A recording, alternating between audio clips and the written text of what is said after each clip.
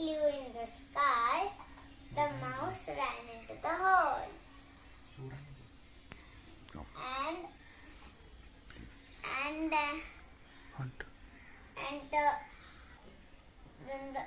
When the turtle was trying to crawl fast, but he was caught by the hunter's net.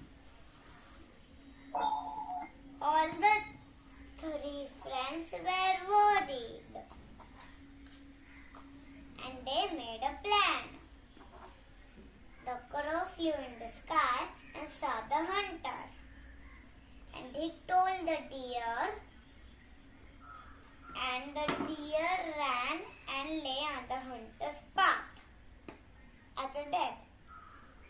Then the hunter saw the deer and put down the turtle and go to catch the deer. Then in the meantime, the mouse came and cut the net and freed the turtle, and they both ran away.